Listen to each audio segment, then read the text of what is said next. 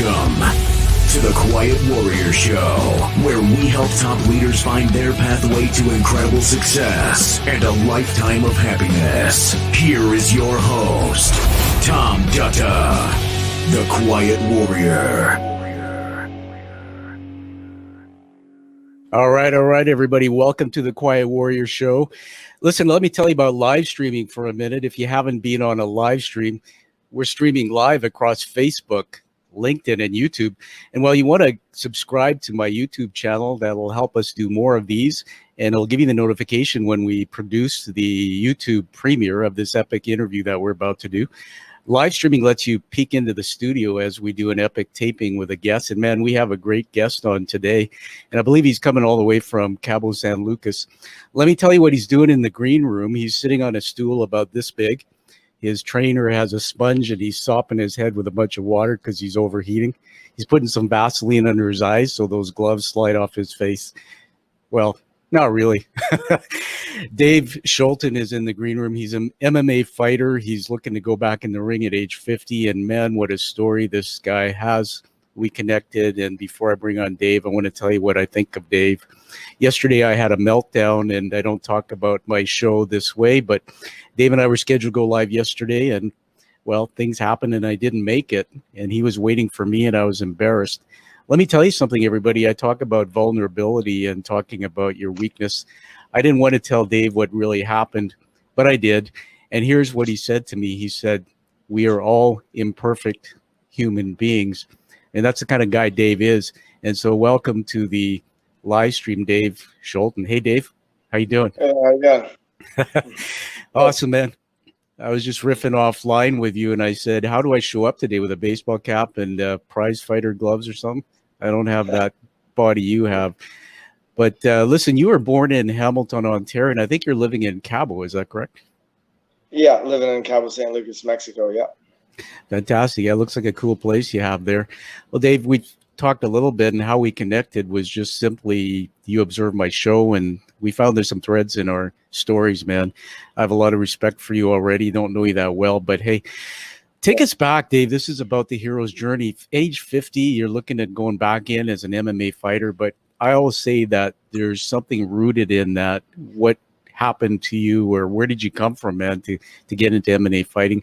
Take us back as early as you want. You lived on a 30-acre farm. Yeah, basically grew up in Ontario on 30-acre farm, like you said. And yeah, my dad made me work really hard. He was in the military in Holland, and he was very strict, and a lot of times too strict. And but it made me tough, no doubt. But sometimes it wasn't the most healthy way of raising a kid, I don't think. So I've learned a lot of my journey. And at 15, moved out to Vancouver, BC, and that's when I luckily got into wrestling. And Jim Domke saw me as the smallest guy in the school wrestling the biggest guy in the school. I think his name was Gordy Fulton, and him and his all the other teachers were in the lunchroom watching us wrestle.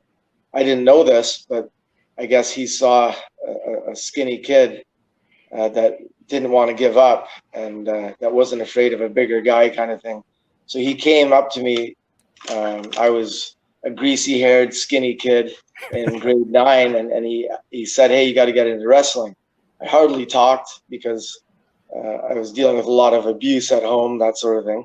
So he got me in the wrestling. I think that pretty much saved my life or altered the course of my life. So big shout out to Jim Domke. He's one of my heroes. All right, we'll make him an unsung hero. Man, you got me going there, Dave, about the early back years. I mean, you know my story. My dad was a commanding officer in the British and then Canadian forces. And when you talk about strict, dude, I mean, we would go in the garage and clean up the garage at home, and the average buddy of mine would be in there for an hour sweeping. We'd be in there 8 hours. And I think I knew my timetables in school before anybody even knew what they were. And of course, then came my mom, and she had the wooden spoon, right? So my dad would be at cadets, and my mom would say, sit at the table and do your drills and whack if you didn't get it right. But you mentioned tough growing up in that environment. It made you tough. Something happened, though, early in your life related to your dad. Why don't you tell us about that? Yeah. Well, I mean, it happened, from what I can remember, is 3 or 4 in the crib, right? I would pee the crib and I'd be getting suffocated in my own urine in the crib. So that's my first memory. Wow. And my dad was like 250, 6'2". He was a really, really big guy. So basically, make a long story short, fast forward to when I was 16, he almost drowned me. And I almost died that day. And that was very, very traumatic. So I moved out of the house at 16 because I knew I could die if I stayed in that household. It's fight or flight, and I chose flight because he was such a big, scary man, and he grabbed the rake and chased me around the house sometimes, and he had mental issues, right? And that's why I just want to say, hey, thanks to you for raising awareness also for mental health. And I did mention a family friend, Mauro Ranello, and his YouTube documentary, The Bipolar Rock and Roller. He talks about it too. He's now pretty famous and did the last Mike Tyson fight and the Floyd Mayweather Conor McGregor fight. He announced that, so he's raising a lot of awareness too. And and now Simone Biles in the Olympics, timely enough. It's great on her. I have so much respect for her, and she's a world-class athlete. And it just shows everybody has battles. When you get cut in your arm and it's bleeding, people are going to walk up to you and help you. But a lot of these people suffer in silence, and my dad was one of them, and he ended up killing himself because of it. So, yeah. Well, Dave, take a breath there. First of all, man, I love you and your story. I honor you, dude, for sharing it publicly. I mean, you get on a mic and you're sharing, and the world's watching, and to be vulnerable with a painful story. I read in your bio notes that your father tried to drown you in a creek that ran through the front of the house. I didn't know the back part about the crib, but dude, that's horrific. And one of the things I learned from my own experience was that in the first 10, 15 years, everything the brain sees and hears, it just buries it as fact. And then you spend a lifetime trying to get past that. It's funny you said about your buddy there, the bipolar rock and roller. I like that handle. I did watch his video and love to get to know him. Yeah. He, Dave, I talk about this on the show. If you go to the archives, we're approaching 200 episodes. As a guy who started a show just to do something good, I had no idea. But Dave, I've got people lined up for months just wanting to get on this. And when I look at the archives, I go, wait a second, 80 to 90% of people in the world are like us, dude. If you listen to Oprah, she says 90%, but they've got some broken backstory. And yet for a long time, I felt there was something wrong with me and I was a minority. And I did look at some of your video about when you were doing wrestling, and you're pretty amazing. And I wouldn't have thought that you had that in your backstory. So let's go to the how. I mean, why MMA fighting? And you got into that. Some might say, hey, sometimes that's a tough sport to watch. Maybe there's a bit of violence in it. I mean, why MMA, and what drove you? Why that? Yeah, I just want to touch on what you just said. Just a shout out to anybody that's listening too, that's struggling, just to speak up. And that was my toughest thing. For 40 years, I never told anybody the things I'm going to tell you now. I wouldn't tell my best friend of 25, 30 years. So, but yeah, I mean, I got into wrestling, and Mauro, actually, Ranello, after my father had hung himself in a tree, killed himself. My sister got murdered. She got stabbed by her ex-husband. He killed her and her new boyfriend. So that was a long time ago. That's why I'm able to speak about it now, because I've dealt with the trauma and worked my way through it. And as you mentioned, what you were talking about is inner child, right? We're not there anymore. Yeah. So you work through that inner child, because at the end of the day, we're all children still inside. And, we don't really want to lose that, the lust for life and all the great things about children. And but wrestling, because of Jim Domke, and then Jake Uzinga, another great coach of mine who's now in Washington State at a university teaching football. Another shout out to Jake Uzinga. And the wrestler I looked up to, Corey Quack. He was a Canadian champion, and I'll never forget watching him and looking up to him, and then having someone to look up to and have a goal to become like Corey Quack, Canadian champion. So once I got into wrestling, Mauro Ranallo, I fought so much on the street because I would fight bullies. I would never look for a fight. I would never pick on someone smaller than me. But if I saw anybody acting like a bully, you know, the typical drug dealer guy or tattoos walking through the bar like this in the small town that would be, you know, pushing people or being disrespectful, I would be the first one, the small guy, to say, hey, man, have some respect. And that would always usually enter into a fight. So I would be fighting bullies. And now because I study psychology, looking back, I was actually fighting my father, people that acted like my father. So bullies, I couldn't stand bullies. I hated bullies. So I would fight so much. So fighting became so natural to me. And I was good at it. I've never been knocked out in my life. And Mauro would jump up and down in my mom's house because Mauro was a DJ in Abbotsford at a place called Animals. Jamie Dahl owned it, a friend of mine, and he would be the DJ. And then when my sister got murdered, he fundraised for my sister's 3 kids because now my niece and my 2 nephews, they never had any parents. The mother's dead and the father's doing life in prison. So I was like the father figure, and then they got adopted by a Christian family in Abbotsford. And so Mauro became like really good friends of the family. He actually announced me in wrestling back in the day. So he sat in my dad's chair for the next 8 years and became best friends with my mother. So then wrestling, I was number 1 in Canada 3 years in a row, set for the Olympic trials. And then I got in a car accident, flipped over 5 times, end over end in my Fiero. Wow. And I had punctured lungs and I was choking on blood in my chunks of lungs. I was in the ditch, knocked out, and I woke up. And then I remember a crowd of people around me asked me what my name was. I said, Dave Scholten. And they said, when were you born? And I couldn't remember. So It was a concussion. So to answer your question, after that, I just gave up wrestling and then got into MMA because Mauro was like, you're meant for this. You're meant for this. But I never really took it seriously. I just used my natural ability. And now I'm very focused, and I'm making my last run to make it to the UFC. That's amazing. First of all, I didn't know about that, the accident. I think I picked up the concussion thread. You know, my story, falling in a bathtub in 18 and still working through that. In fact, as I talk to you now, I've got double vision. They gave me these funny glasses. If I take these off, Dave, the gap between the left and right eye is about 6 centimeters. So just want to tell you, you look like there's 2 of you. It's scared the hell out of me. Okay.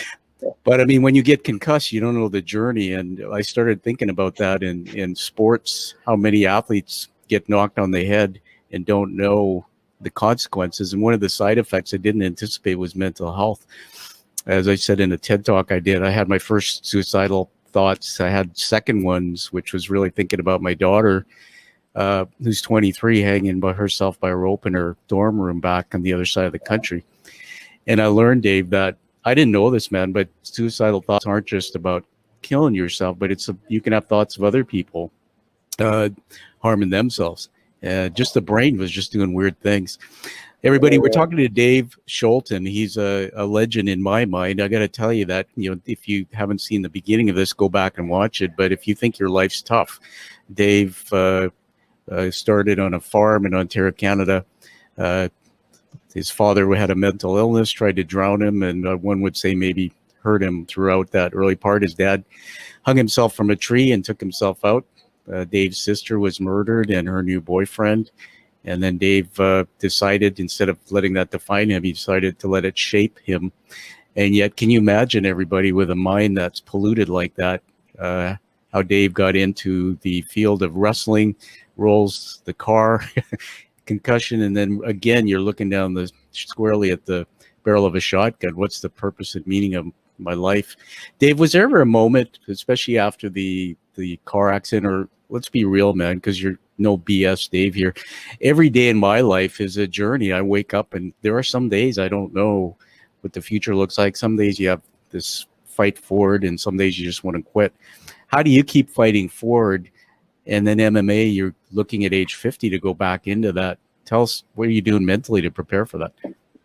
Yeah. Well, just so you know, I've been training for about 5 months, 6 days a week. So I'm actually in training camp, and I'm probably going to fight in the next 2 to 3 months. I'm just going to select the organization, and it'll be an organization outside of the UFC. I'm 9 wins, 4 losses, so I'm looking to pick up 2 or 3 more wins and then knock on the UFC's door or Bellator and take it from there. But sorry, what was your question, Tom? My apologies. Yeah, the question was after the car accident, and then just I was saying that there's some days we wake up, you know, people, you wake up and you just want to fight for it. Some days it's a battle, and the truth is most people don't realize. I'd like to know what you say. That we're never perfect and okay. There's always that battle against the demons, the voices. What do you do? You're prepared for MMA, but what do you do to keep fighting forward mentally? Yeah, basically for me, like I like to help others through trauma and struggles, and anytime I can, I like to, give advice from what I've been through and that sort of thing, and always remembering that there's always people going through a tougher time. I mean, one of the books I recommend is Viktor Frankl, A Man's Search for Meaning. I mean, his whole family got taken out by the in the Holocaust, that sort of thing. And there's always somebody with a worse story. I mean, I could have been born in Africa and died at 4 years old of starvation. So what drives me nuts in society are these complainers and whiners, and they don't realize all you need to have is gratitude. So to answer your question, I wake up every morning and I just try to remember I have 2 hands, 2 feet, and I have gratitude. I'm breathing fresh air. I could be living in a big city in China and in the smog, with 1.2 billion people and a communist government like that.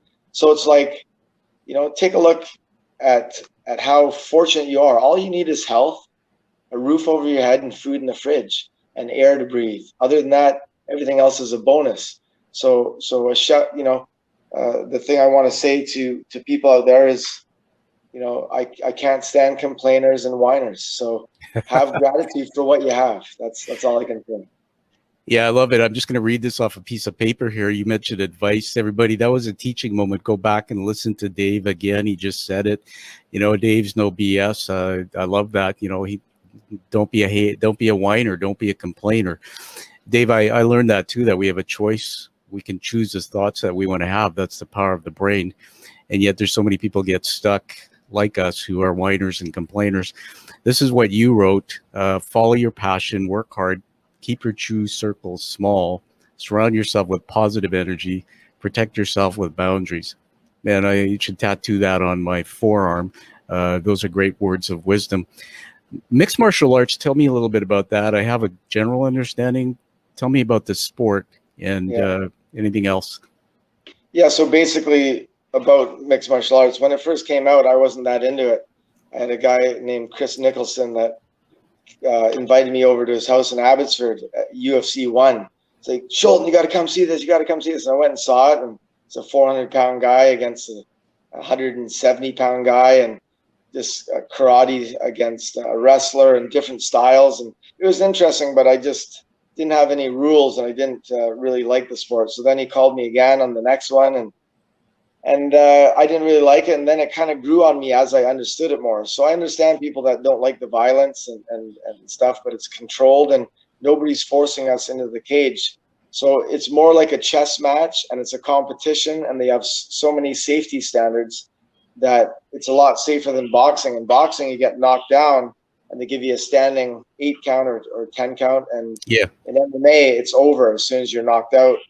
They call the fight or tapped out, and you get to tap out. So it's got a lot of rules. So when it started, you can do anything, but now it has a lot of rules. So it grew on me. And then, like I said, Mauro was like, Dave, you're meant for this. You're meant for this. And that's how I got into the sport. So that's pretty cool. I want to ask you about why you're doing it. I think I know the answer, but there are 2 types of people that I've learned. I'm going to use me as an example, follow my sword, Dave, that I was climbing the ladder of success, always needing to win awards and achieve things. And somebody said this to me, that when you're in the room of your mom, you have everything you need. You have safety and warmth, and you're enough. We're born happy. And then the world convinces us in order to be happy, we need to do more and achieve more. And then we get layers coming into our life storylines of the things you went through and I went through with my dad. And I was searching for the love and really appreciation of my father. That was a big thread of why I was doing what I was doing. Today, I just want to give this to you, man, as a sharing from me to you, that now when I do something, if I stepped in the ring for MMA, it's with a very different purpose.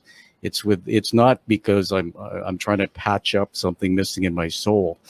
You seem like a guy who's really got it together. So why are you doing this? Why isn't enough? That's a great question. That's what a lot of people ask you. Why, man? Are you crazy? That's I've been called crazy many times in my life. When I jumped on my motorbike from Vancouver to Argentina, 32,000 kilometers, people call me crazy. Going through Nicaragua, El Salvador. But you had a couple good points there, Tom. And people have to realize the day you were born, you were enough. Okay, that's number one. The day you were born, you're enough. Yeah. So we have to unlearn all these things you were talking about, Tom. We have to unlearn all the bullshit that society puts on us, that you have to have this and you have to do this and you need all these accolades and things like this. But you don't. You just need to be a good person, help other people, and the world would be way more better off that way. But too many people are trying to chase money and that sort of thing, and it's kind of sad because there is enough food on the planet for everybody, but everybody's not eating because it's so unbalanced. That top 5%, the corporations, the banksters, and the government, and all this corruption and religion gets intertwined. So like you said about your mother, everybody wants to be loved. So that's the main thing. You got to live with love, and you learn that along the way. And why am I doing it now? Well, I was a victim as a kid, so I fight for children for the last 5 years. I want to raise awareness against child sex slavery. It's real. And could you imagine? I don't have kids, but can you imagine having kids that are forced into sex because it makes money? Well, guess what? It's happening in every country. US, Canada, Cambodia's horrible, India, and they get shipped to different places and promised different things and then get locked up in a room having sex with men with money, 10 to 50 times in a day. It's disgusting. Yeah. And if I'm going to live for one thing, it's going to be protecting innocent children. So. Oh, I love it. Thank you for sharing that, Dave. It was in the notes. I was going to get to that. The mission, I wrote it down as, everybody just listen to Dave. He's taken his mess, turned it into a message, and he's got that mission there. Dave, it makes me sick when you talk about the way children are treated like that. And, you've done some world traveling, man, and especially with your fighting that you've done. I think I read it that you're an avid traveler, something like 50 countries. Maybe that's it. Tell us about one of the craziest stories while you were traveling, anything at all, just to give us a perspective through your eyes. Yeah, I mean, when I was riding, I guess I'll just tell you a story about when I was riding to Argentina. I was in the mountains in Peru, and I think it was Peru or Bolivia, but the altitude was really high, and I'm going through the mountains and this crazy road with all these turns. And it kind of throws you off a bit, that altitude. And I've got my leathers on, and it was kind of cold in the mountains. And then I was passing this big bus, and there's a corner not too far ahead, but I took the chance, took the corner, and all of a sudden, I don't know, it was a patch of water or something, and I slid in the bike. I slid and hit into a barricade. If that barricade wasn't there, the cliff was like, I don't know, 100 feet down at least. But basically, make a long story short, it was that curb that saved me. So that was the one crazy wipeout on my story. But other than that, I had no issues. And people ask me, because I've been to, it's actually over 50 countries, they ask me, what can you tell me about traveling and life? So what I say is, that people are inherently good. Now, you wouldn't think that if you watch the news, because it's like a train wreck. Everybody wants to look at the train wreck. And that's sad. I don't really watch the news because it's all negative. And I put in good things, like Tank Good News on Instagram as an example. And I try and stay away from social media because I think it's becoming a sickness to a lot of people. And I want to talk to the younger people about that. I'm very passionate about that. But I mean, I recommend stay away from the news and put in good information, and you are what you put into your head, right?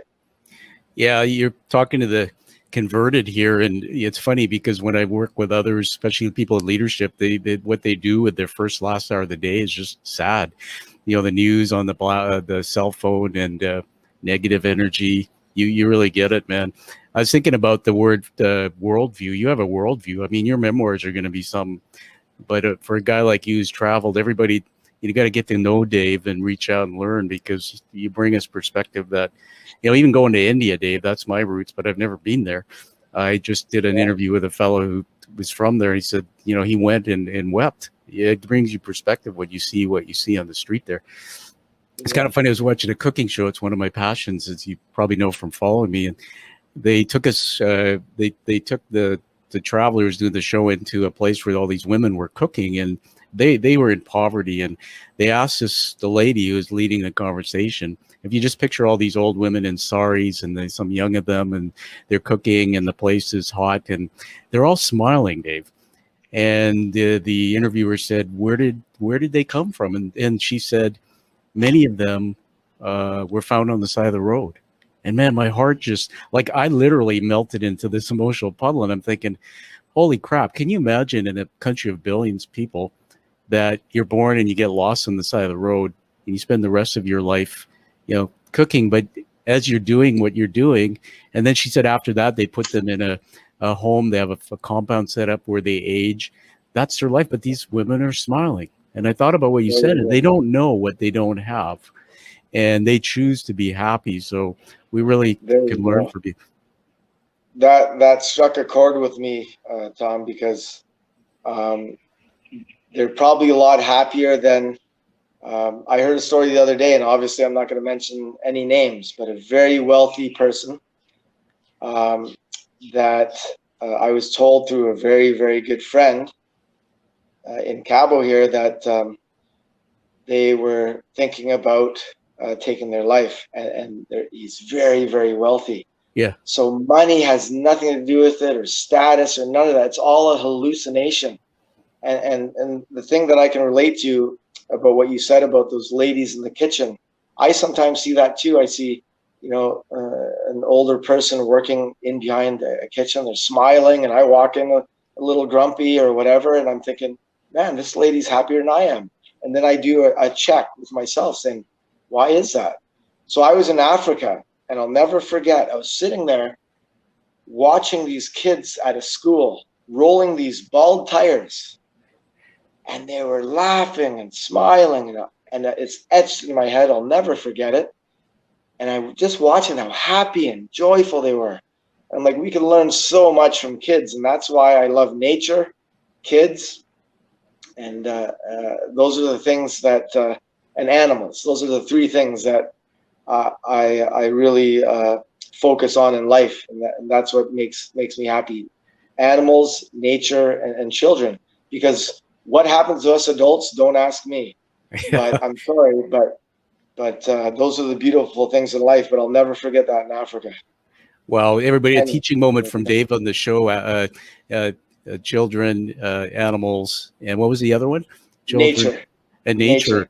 And it's funny you say that, because when I reflect, we live in, well, Dave's a Canadian, you know where I live, and around the Burrard Inlet, there's a lot of trails. Probably some of my happiest times just in nature. And I know that kids have a childlike way about them. And when you hang around my granddaughter, you just see them, they're innocent. They don't have this use of the rational brain. So they just don't know what they don't know. And, they say, if you want to find your passion, go hang around kids. It's amazing to me. Dave, I want to go back as we're heading towards the last part of the segment of this amazing interview. We'll have you back to talk more because there's so much we can learn from you. I want to talk about our fathers again for a minute. I know it's not always an easy subject because they're both gone. Mine passed away January 18. My dad was 22 years dry from alcohol with AA, but I had this huge gap in my life. I purposely avoided him. And you just quickly, to keep the spotlight on you, we heard about how your father passed. He committed or took his life by hanging himself.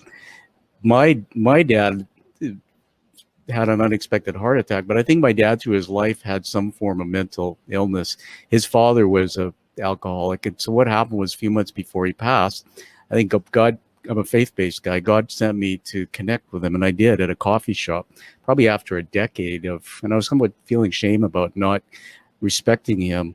I kept him from my daughter, and we know that there's forgiveness and all this stuff and tears, and then I said, tell me about granddad. And what I learned is his life growing up was like his granddad. He got pushed off a bridge. That's how he learned to swim in Fiji. My grandfather was a very bad alcoholic who died in the house from alcohol poisoning and probably didn't treat my dad well. And then I thought about that. And so I turned. What year did your dad die? Sorry. What's that? What year did your dad die? In January 2018. It was just 18. Okay. Yeah, just 6 months before I had my fall in the bathtub there and got my concussion. Wow. But what's interesting, Dave, is there was forgiveness, but I was able to understand the roots of my dad's life, which allowed me to change. You brilliantly taught us the mind. So this is what I say now. The gifts I have today, the ability to, for example, do something for 8 hours at a high level, outworking everybody, comes from what my dad taught me. I just couldn't see it back then as good. So what's the gift in all the mess? What's the gift that you've taken out of your father's life? Okay, well, you made a good point. I just want to say very, very good point. You never know what somebody's going through. Always remember that. You know, if somebody gives you a bit of an attitude at the till when you're checking out the grocery store or something, you don't know if their dog died, if their mother died, your dad died, like you, that sort of thing. So you had the knowledge and the thought process to think, well, let's find out where my dad came from and my grandpa, right? So my grandparents got the door kicked down by the Nazis because they came and stole all the pigs from their pig farm. So I did my research and that sort of thing. So always try and understand that other people everybody's got a story. Trauma is trauma. You know, it's the same thing, whether it's big or small, it's still trauma. It still affects people for the rest of their life. One person mentioned a story about a fear of heights, and I was just wondering why, and I knew there was a trigger, and then that person told me their dad held them by the ankles over a 14-story building. Oh my God. And that sort of thing. So, I mean, the great thing about the internet, and I know I'm not a big fan of social media because it's just highlights and it puts people into feeling bad about themselves and it's not reality. But one good thing is about the information out there. So Psychology Today is one of my favorite websites, and I've learned so much from that site.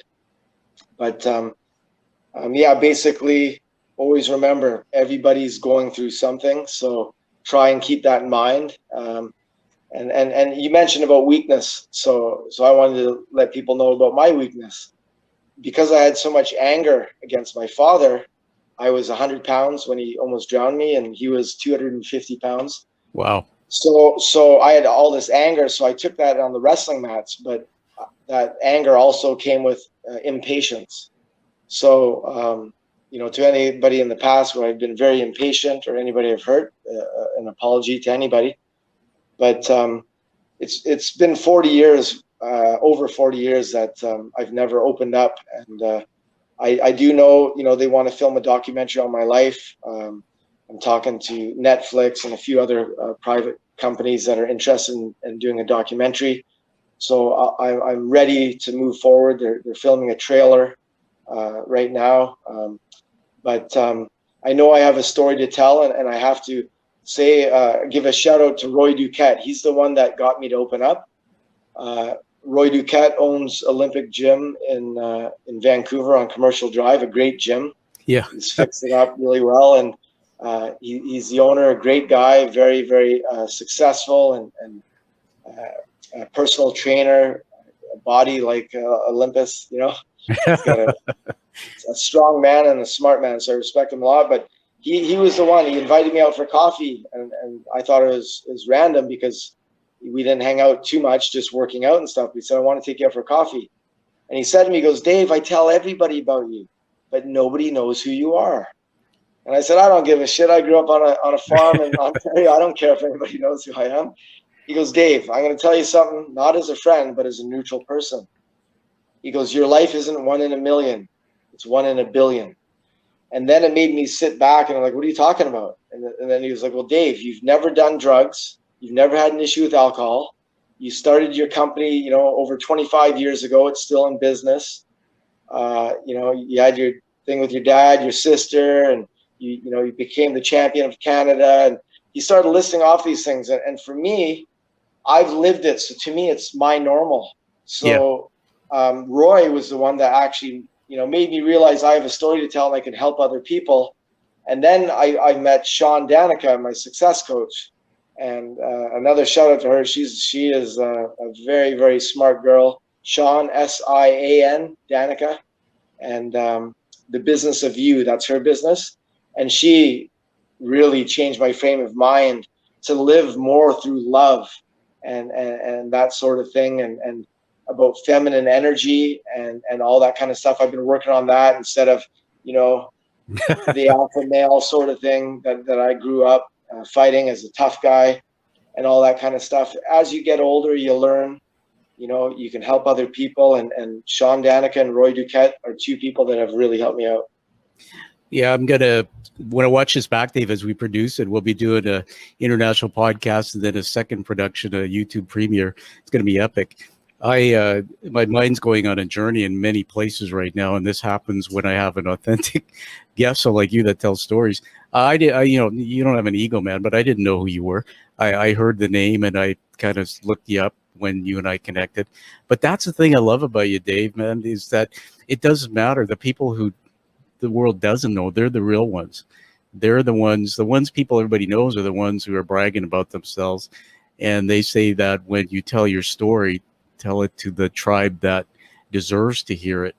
And there's millions of people, Dave, out there that want to hear your story. I think your memoir and whatever you do, dude, will be very well received. We'll be there in the front row to help you and promote whatever you do, because we're on a parallel mission. Thank you. You're welcome. I was also remarked at the fact that you just took us through your life, no drugs, no alcohol. Amazing. I'm looking at all the things that you can teach people. When I struggled, I turned to a bit of drinking. My dad turned to alcohol. So we can all learn from you. What's that one thing that gave you the resilience? I think that's why you're a champion. And I really see something in you that is so obvious now, Dave, on the interview, that you have this mastery of controlling your thoughts. You just really understand that, which is awesome. Yeah, it's amazing that I feel a connection with you, Tom, just because everything you're saying are things that I talk about. And then you've interviewed so many people and you understand life like a lot of people don't, because you're delving into people's lives and you're getting tidbits of information. So you just said another thing that I'm a huge proponent on. The biggest thing in life, mastery of self-control. And if you can control your emotions, you can control anything. And this is the biggest message I'll tell anybody. Some people look at me as a mentor, and some younger people. And one girl the other day, actually, I said to her, listen, when I got in trouble in my life or any problems I've had, it was when my emotions got out of control. So that's about controlling your emotions. If you can control controlling of self and emotions, you can control anything in this world, and anything's possible. So you don't think people are laughing at me that I'm trying to make the UFC at 50? I was pretty close 4 years ago, and then I had some friends like Dennis Kang, who's had probably about 30 more fights than George St. Pierre, and he was interviewed. And 4 years ago, when I was getting close, I was training with, I remember Sarah Kaufman, the best MMA fighter in Canada on the island, and I took the ferry across. And when I got into Tsawwassen, I got rear-ended by a semi-truck. So that ended my run 4 years ago. But at davescholten.ca is my blog, and that's where all the MMA community and guys like Colin Danes, an Olympian, and Kelly Lockbaum that played for the BC Lions, they're all, talking about my character, and they've known me for over 20 years, all of them. So that's why I have that blog. So anybody that is interested in following my journey, it's davescholten.ca. You can click on the blog, and my training videos will be on there, and information. That's amazing, Dave. We'll put that in the show notes, and I'll be sure to pick up all the names you mentioned. If, with your permission, we'll put those in there to honor all your mentors. I wanted to mention a couple things about mentors as we move to the last few minutes here. That I lost my father when I was 12. I think that's when he left home. And they say many who lose their fathers or mothers, we go out, we find other mentors.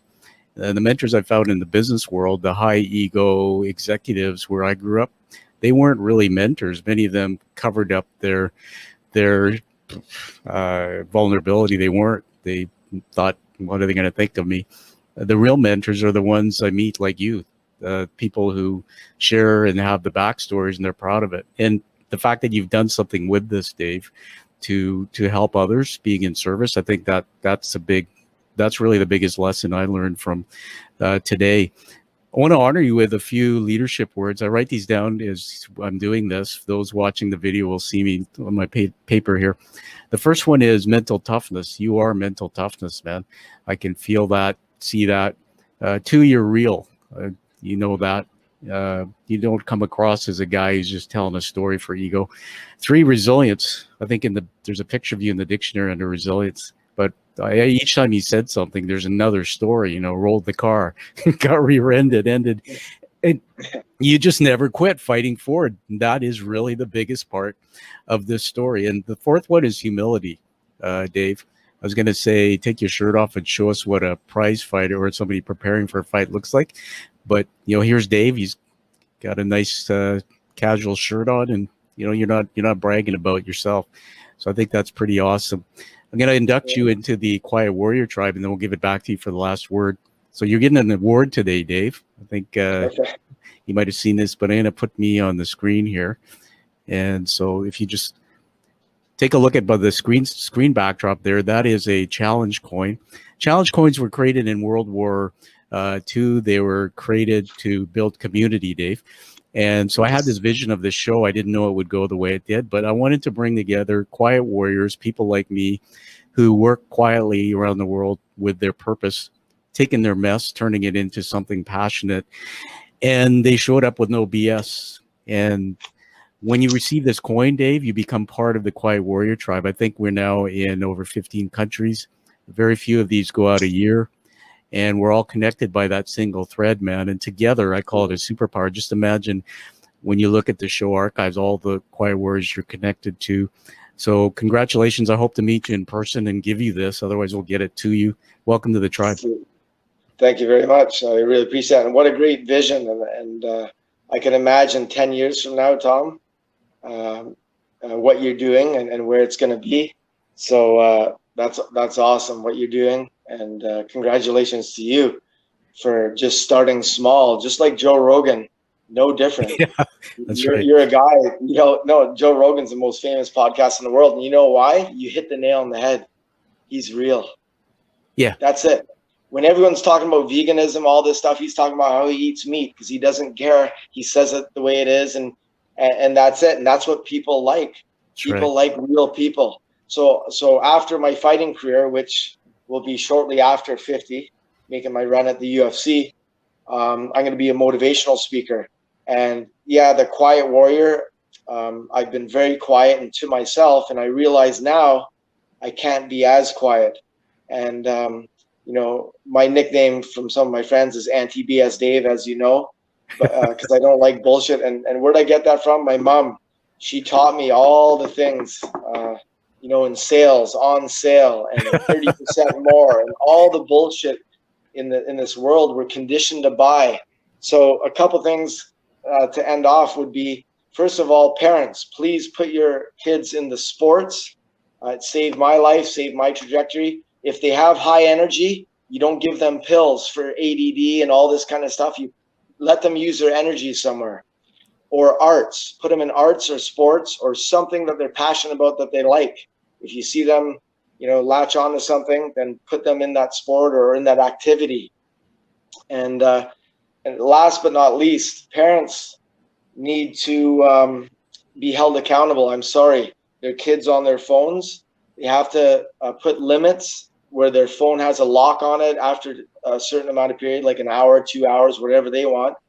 To each in their own, but I'm sorry, all these kids, they're going to be going down an unhealthy path on their phones with no connection. And like you said, walking out in nature, that's why people feel so good after going for a walk in nature and stuff. So those are my last words, and I hope you follow my journey at davescholten.ca, and I look forward to being a motivational speaker, and I will be doing a TED Talks also, Tom, so I'll be following your lead.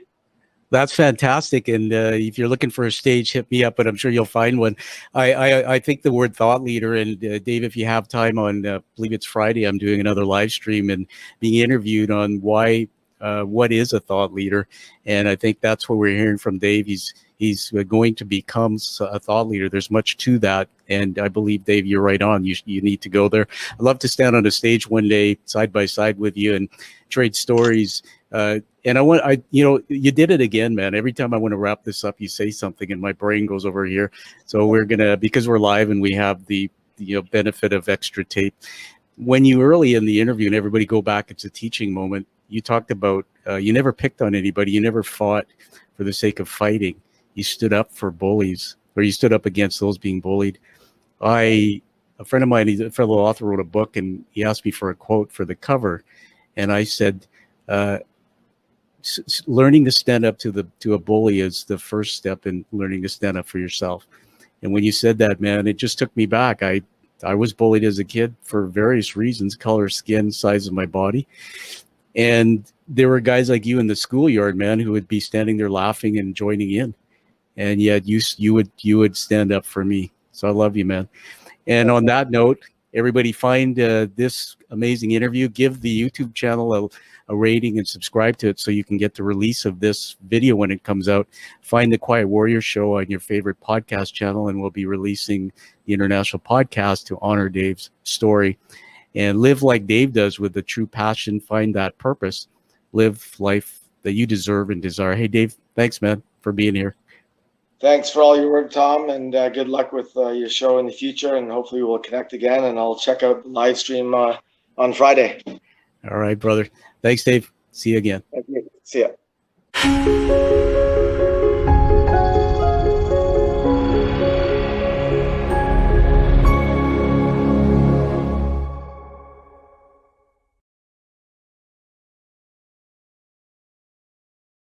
Thank you for listening to The Quiet Warrior Show. Create is a motive-based leadership development firm. www.kreat.ca